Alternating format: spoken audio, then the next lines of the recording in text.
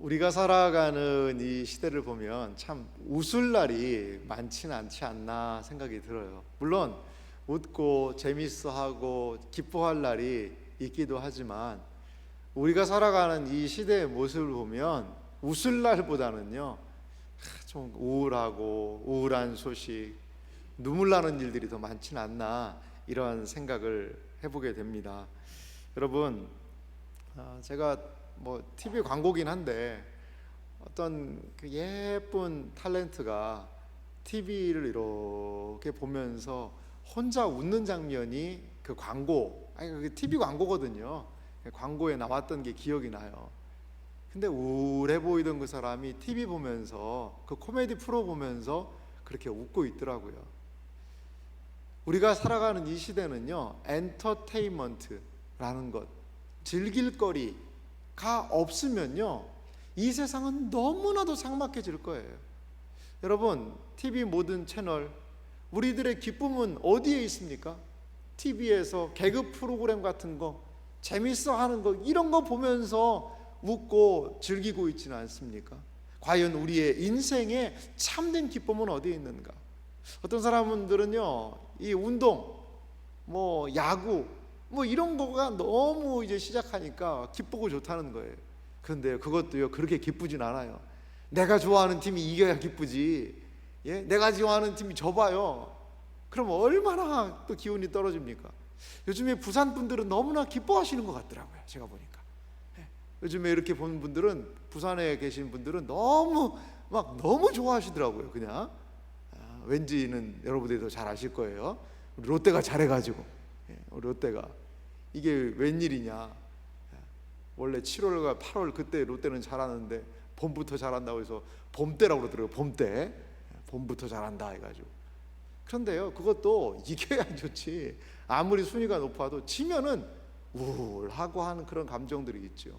이 세상에서 경험하는 기쁨이란 부분들은 분명히 한계가 있다라는 것을 우리 생각해 볼 수 있습니다.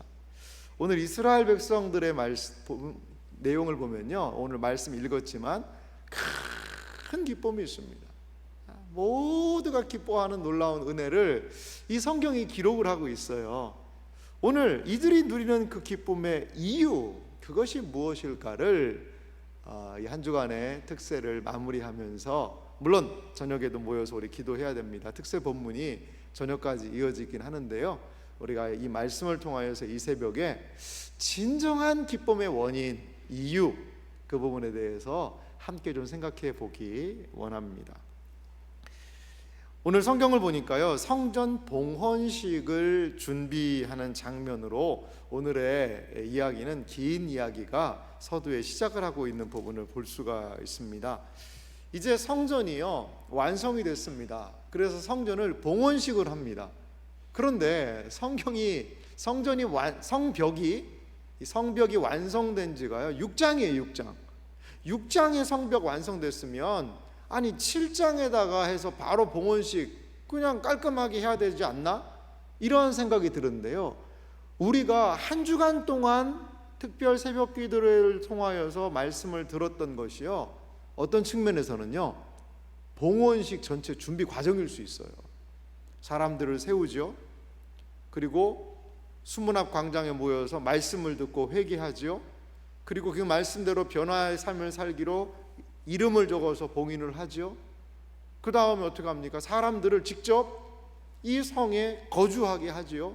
제비를 뽑지요. 자원하는 사람들이 있지요. 백성의 지도자들이 앞장서서 와서 이주하고 살아요. 그 다음에 벌어진 것이 무엇이냐면 바로 이 성벽의 봉헌식이었다는 거죠. 느헤미야 12장 27절 말씀을 한번 보실래요? 거기 보면 이렇게 하나님의 말씀이 기록되어 있습니다. 예루살렘 성벽을 봉헌하게 되니 각처에서 레위 사람들을 찾아 예루살렘으로 데려다가 감사하며 노래하며 제금을 치며 비파와 수금을 타며 즐거이 봉헌식을 행하려 하매. 이제 이 봉헌식을 위해서 레위 사람들을, 흩어져 있는 이 레위 사람들이 예루살렘만 살지 않고 이제 각 마을들에 흩어져 살았던 모양입니다. 그래서 예루살렘 안에 있는 레위 사람들만으로 부족해서 성 밖에 있는 사람들까지 다 모아서 하나님이 기뻐하시는 그 예배를 드리기 위해 준비하고 있는 겁니다. 이렇게 레위 사람들을 모았고요. 느헤미야 12장 30절에 보니까 또 어떤 행동을 하냐면 제사장들과 레위 사람들이 몸을 어떻게 하죠? 정결하게 하니라. 정결하게 하고 또 백성과 성문과 성벽을 정결하게 하니라. 어떠한 방식으로 이 정결하게 했다라는 게 구체적인 내용은 없습니다.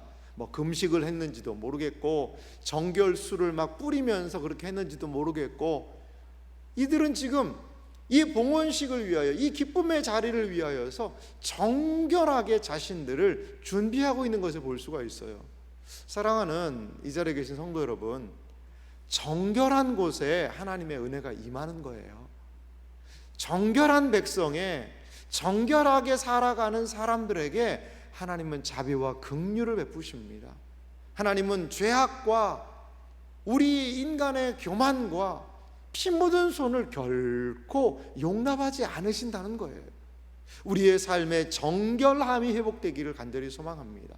하나님이 주시는 은혜와 놀라운 역사 이전에 정결함으로 이 놀라운 봉헌식을 준비했던 이 사람들처럼 우리의 삶에 정결함이 임하고, 또한 그 정결함 속에 하나님의 은혜와 자비가 깃들고 하나님의 은총의 역사가 깃들 수 있는 정결한 주의 백성들로 사시는 여러분들이 되시기를 간절히 소망합니다.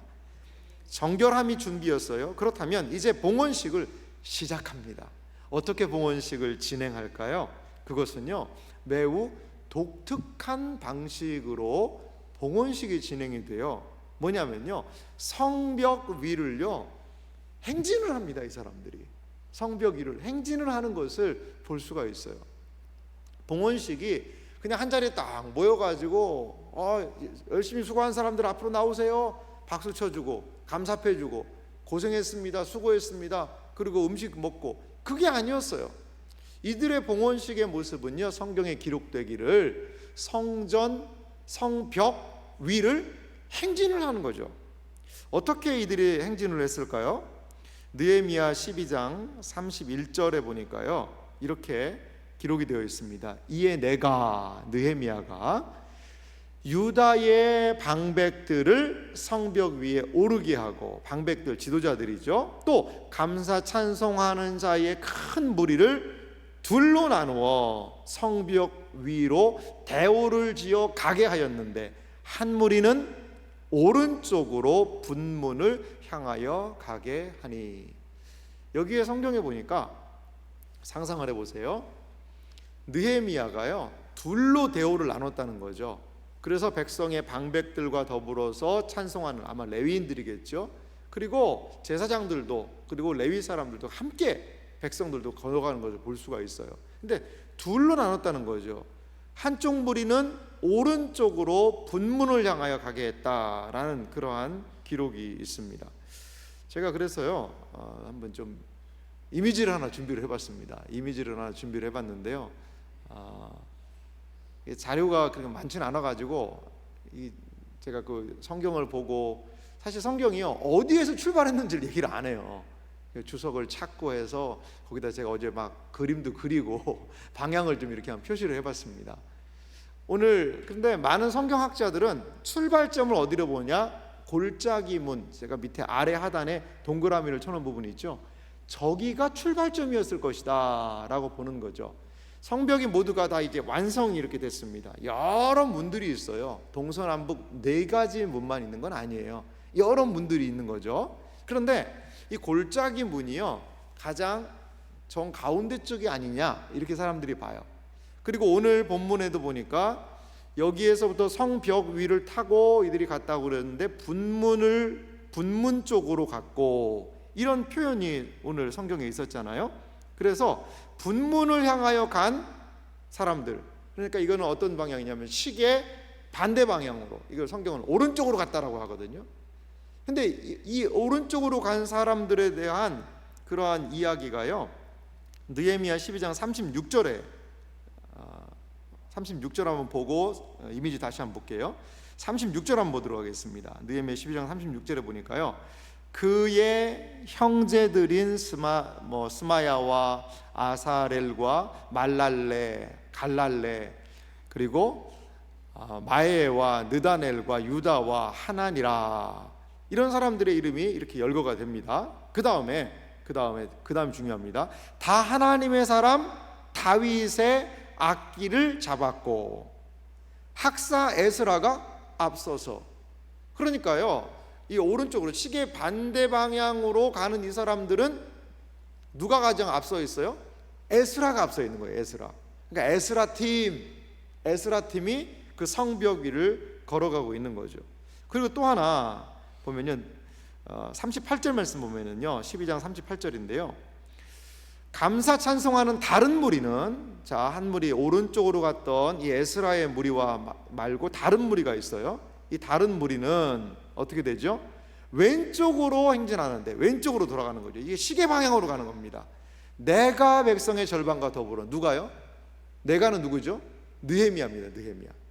그러니까 에스라 팀, 느헤미야 팀, 이 두 팀으로 이렇게 나눠져 있는 거죠. 더불어 그 뒤를 따라 성벽 위로 가서 화덕 망대 윗길로 성벽 넓은 곳에 이르고, 39절에 보니까요, 에브라임 문 위로 옛 문과 어문과 그리고 하나넬 망대와 함메야 망대를 지나 양문에 이르러 감옥문에 멈춤에. 다시 한번 이미지를 한번 보여주실래요? 그림을 보여주시면 여러분 이제 이게 좀 이해가 되실 거예요. 골짜기문, 성경이 정확하게 이야기를 안 합니다만 아마 여기서 출발한 것 같아요. 그래서 에스라 팀은 분문, 샘문을 지나서 수문으로 이렇게 해서 마문으로 올라가 가지고요, 동문 쪽으로 해서 아마 성전으로 갔던 것 같고요. 그리고 느헤미야 팀은요, 골짜기 문에서 출발해서 옛문, 어문, 함메야 망대, 하나넬 망대, 양문, 그 위쪽이죠. 이렇게 돌아서 성전으로 이렇게 갔던 것 같아요. 그래서 성벽으로 이 사람들이 성벽 위를 걸어가지고, 그리고 마지막에는 성전에 모였는데요, 느헤미야 12장 40절에 이들이 모인 종착지를 이렇게 표현하고 있습니다. 이에 감사하는 찬송을 두 무리가 하나님의 전에 서고. 자, 감사 찬송하는 두 무리가 하나님의 전에 서고라고 이야기하잖아요. 그러니까 돌아서 성전 뜰에 모였든지 하여간 지금 모여 있는 겁니다. 또 나와 민장의 절반도 함께 하였고, 지도자들과 이 느헤미야, 에스라가 중심이 돼서 성벽 위를 한 바퀴 쫙 돌아서 지금 성전 앞에 서 있는 모습, 이것이 오늘 본문을 좀 재구성한 그런 모습입니다. 여러분, 이제 봉헌식의 절정은 무엇이었을까요? 봉헌식의 절정은 바로 성전에서 제사를 드리는 장면, 이것이 바로 오늘 봉헌식의 하이라이트자 절정이었습니다. 이들이 성벽을 한 바퀴 뺑 돌아서 모여서 성전에 있는 이유는 바로 제사를 드리기 위함이죠. 제사를. 자, 제사 드리는 장면에 대해서도 오늘 우리가 읽었던 본문이죠. 12장, 느헤미야 12장 43절은 이렇게 말하고 있습니다. 다시 한번 우리 같이 천천히 읽어볼까요? 함께 읽겠습니다. 이날에 무리가 큰 제사를 드리고 심히 즐거워하였으니 이는 하나님이 크게 즐거워하게 하셨음이라. 부녀와 어린 아이도 즐거워하였으므로 예루살렘이 즐거워하는 소리가 멀리 들렸느니라. 아멘. 그렇습니다. 여러분, 이 성경 말씀을 보세요. 큰 제사를 드렸어요. 큰 제사를 이 사람들이 하나님께 올려드렸습니다. 그러면서 이 사람들이 이제 심히 즐거워했다는 거죠. 그냥 즐거운 게 아니라 심히 즐거워했습니다. 그런데 그 즐거움의 이유가 뭐죠? 하나님이 크게 즐거워하게 하셨습니다. 사랑하는 성도 여러분, 우리의 진정한 기쁨의 출처는 하나님이시라는 것을 여러분 믿으시기 바랍니다. 우리의 진정한 기쁨의 출처는요, 하나님이세요. 하나님 안에 기쁨이 있다라는 것을 여러분 반드시 기억하시기 바라요. 우리의 신앙생활이 기쁨이 없다면 그것은 곰곰하게 다시 한번 생각해 봐야 돼요. 왜 기쁨을 잃었을까? 무엇에서부터 기쁨을 잃었을까? 이들 보십시오. 부녀, 어린 아이들까지도 즐거워했다는 거죠. 어린 아이들, 예루살렘이 즐거워하는 소리가 멀리서도 들렸다는 거죠.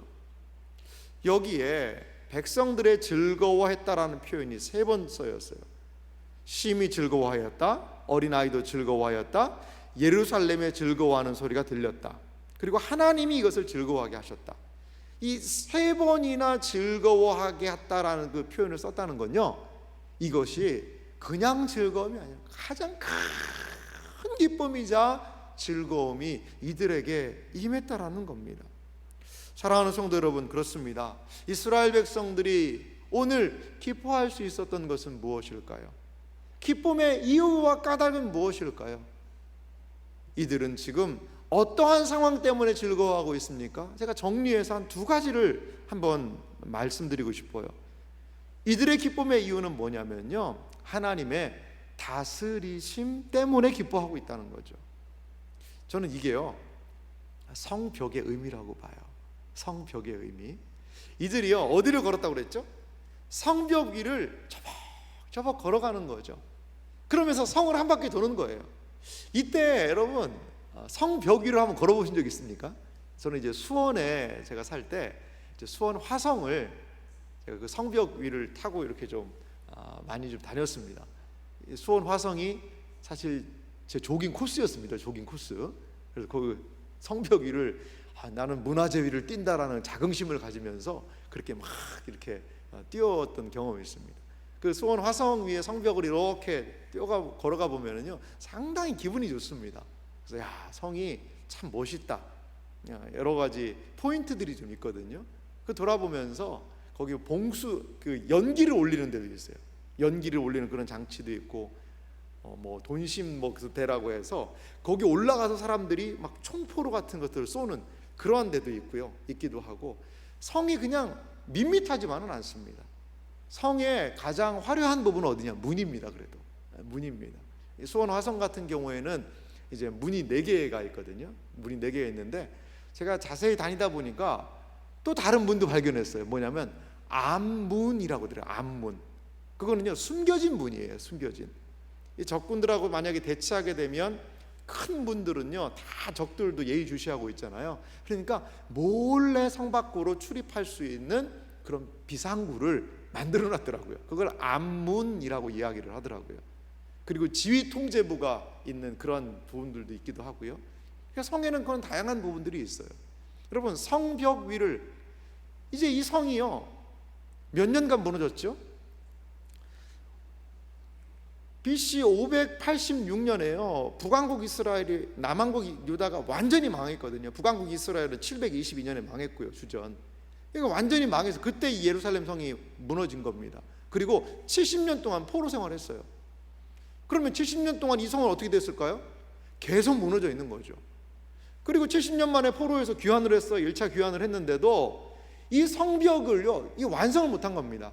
간신히 20-30년 지난 뒤에 스룹바벨 성전 하나 지어놓은 겁니다. 성벽 공사는요, 엄두가 안 나는 상황이었어요. 그렇게 보통 사람들이 한 70년 지났다고 봐요. 그러면 망한 지 70년, 포로에서 귀환한 지 70년 지났어요. 140년입니다.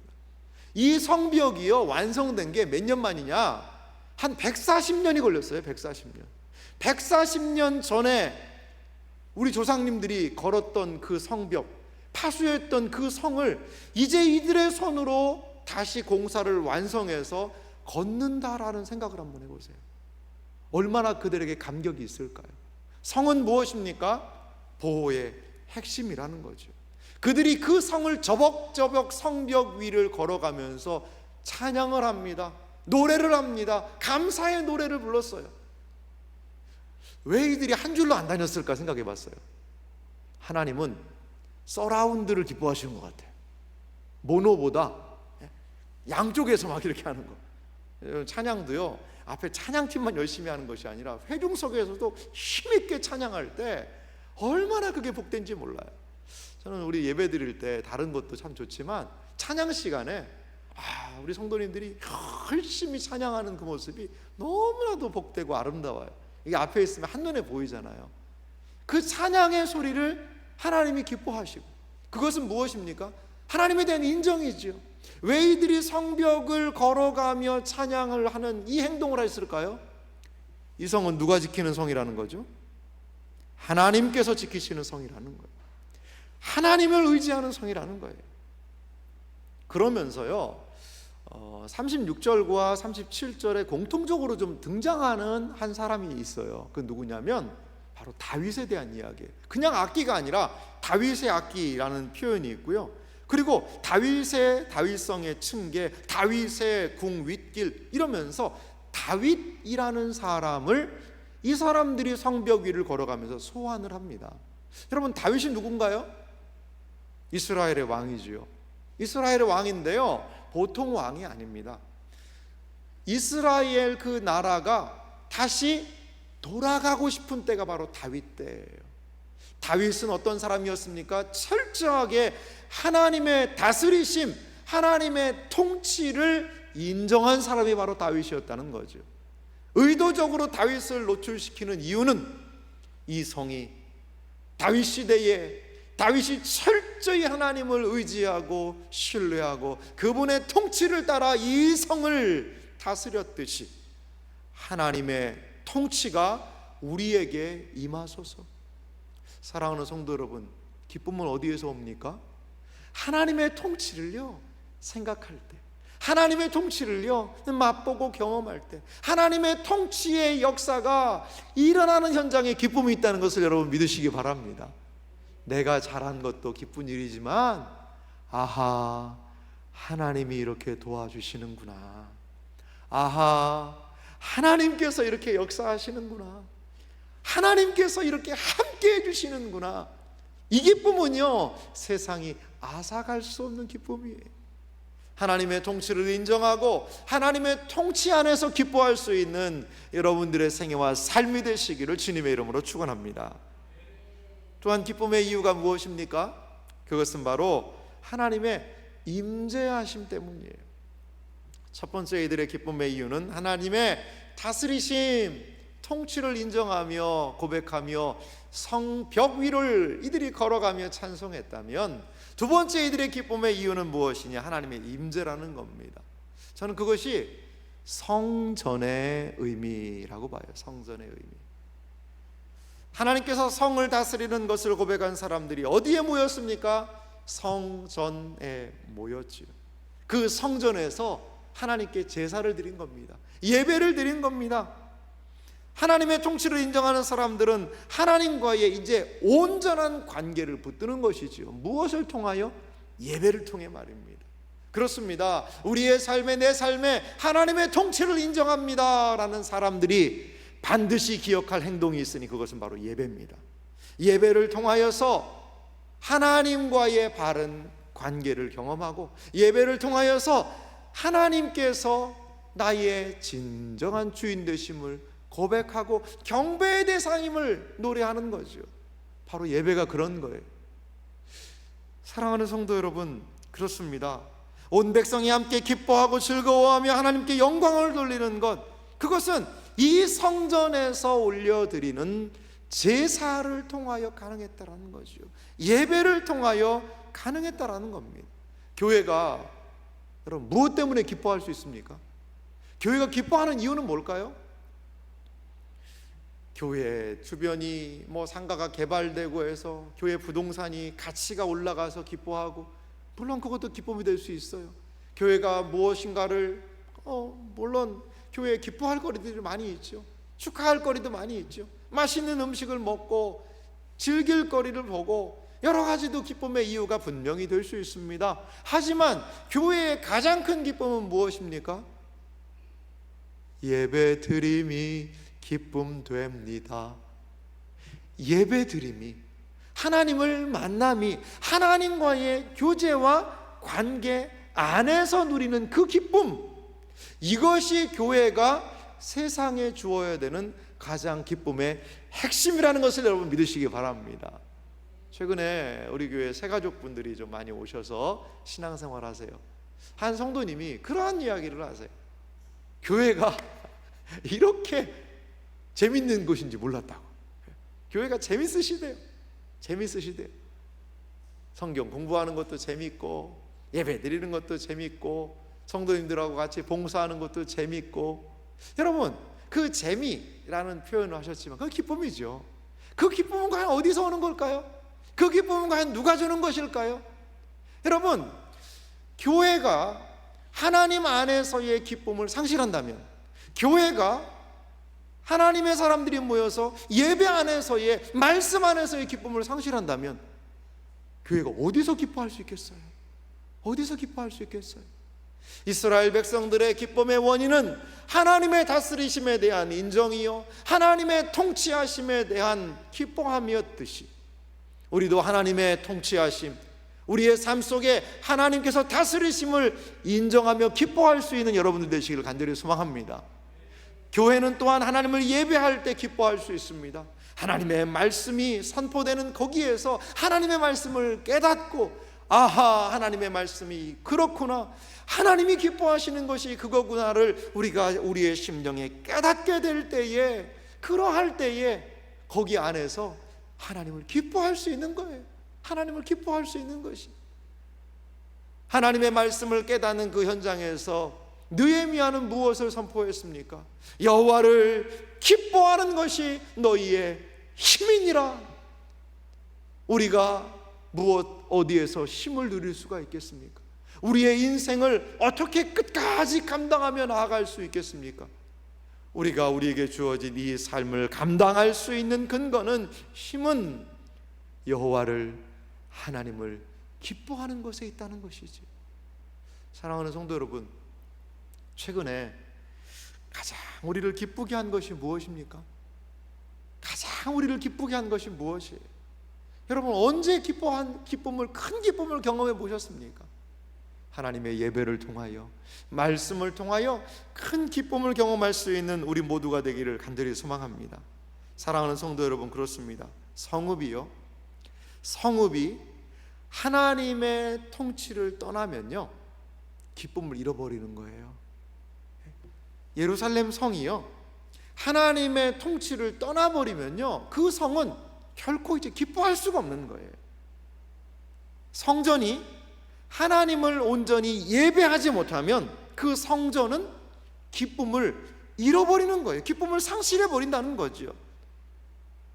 신자 우리의 기쁨도 동일하다고 저는 보아요. 우리의 삶이 주님이 다스리십니다, 주님께 주권이 있습니다라는 하나님의 통치를 인정할 때 우리의 삶에 기쁨이 있는 겁니다.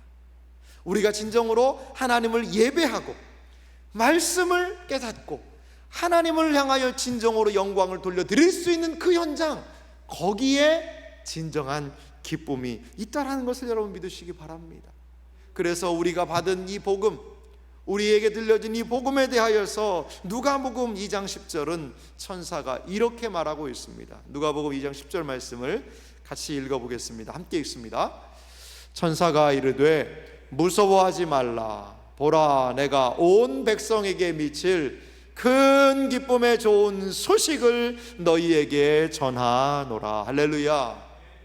복음은 무엇입니까? 큰 기쁨의 좋은 소식입니다. 예수 그리스도께서 우리를 구원해 주신 이 소식, 그래서 우리는 예배를 통한 감격, 은혜를 누릴 수 있는 것이죠. 큰 기쁨의 좋은 소식을 받아드니 내 삶의 주권을 하나님께 맡겨드릴 수 있는 것입니다. 우리에게 찾아온 복음, 이것은 큰 기쁨의 좋은 소식임을 여러분 믿으시기 바랍니다. 아무리 세상에서 우울한 일이 있다 하더라도, 잘 나가고 열심히 해서 승승장구하던 여러 상황이 막히고 안 된다 하더라도, 내가 응원하고 있는 그 운동팀이 경기에서 졌다 하더라도, 나에게 다가오고 있는 여러 상황들이 비록 힘들고 어렵더라도, 더 나아가서 질병이 찾아오고 고난이 나의 인생에 찾아온다 하더라도, 오늘 이 사람들이 누렸던 이 기쁨은 빼앗아갈 수 없는 거예요. 오늘 신앙 안에서, 복음 안에서 주님의 통치를 기뻐하며 예배드림을 기뻐하며 누리는 이 기쁨은요, 세상 그 무엇도 빼앗아갈 수 없는 그 기쁨임을 여러분 믿으시기 바랍니다. 우리의 생애와 삶이 이 주님을 기억하고 주님을 예배함으로 그분의 통치를 인정하며 나아감으로 하나님의 놀라운 큰 기쁨의 역사를 경험하는 복된 생애와 삶이 되시기를 주님의 이름으로 축원합니다.